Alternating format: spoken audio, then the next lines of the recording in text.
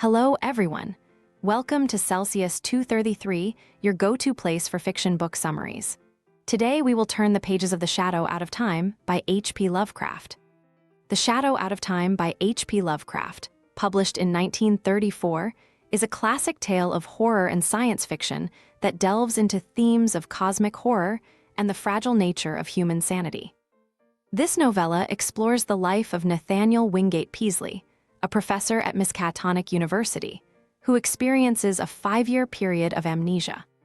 Upon his return to normalcy, Peaslee discovers that his consciousness may have been exchanged with an alien mind from an ancient race, leading him on a journey that questions the very fabric of time, memory, and identity.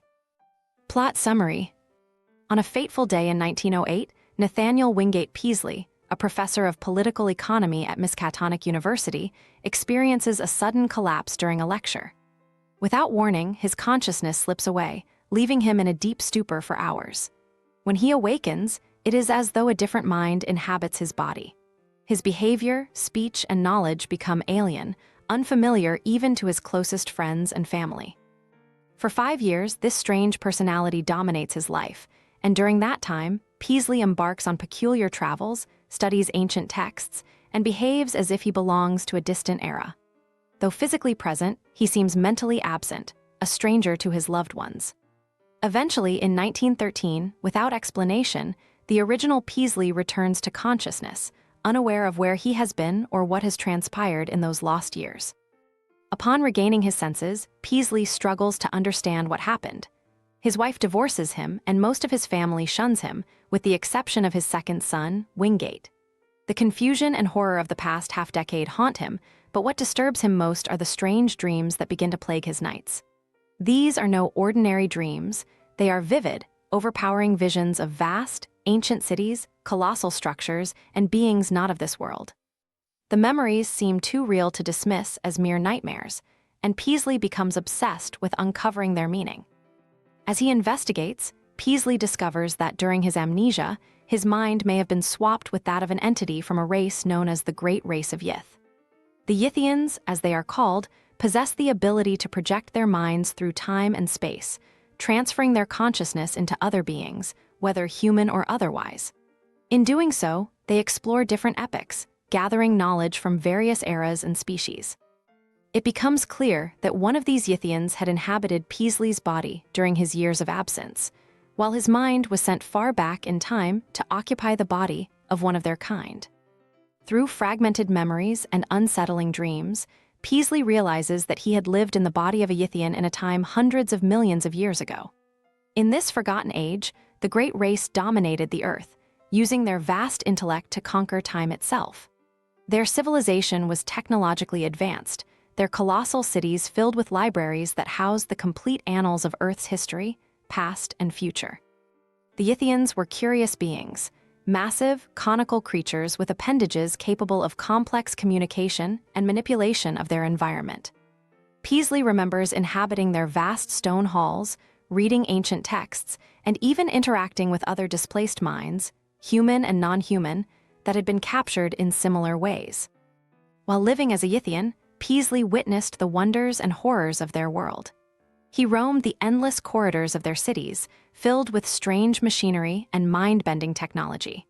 He saw into their libraries, where they stored records of civilizations long forgotten by humans, and he discovered the grim fate that awaited all things.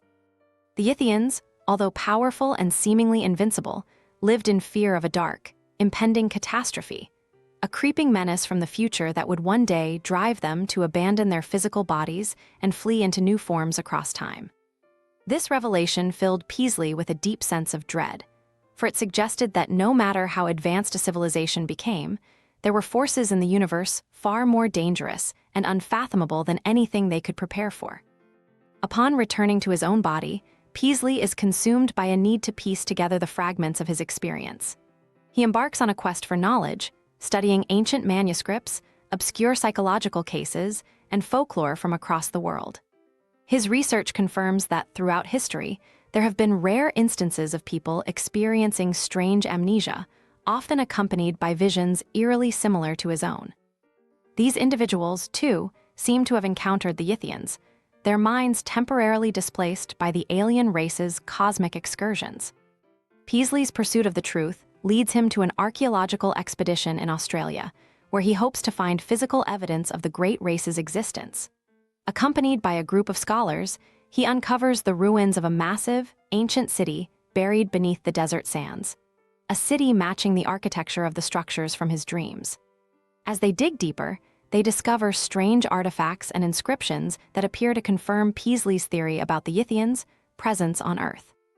The deeper they go, however, the more Peaslee feels a growing sense of dread, as if he is awakening something best left undisturbed.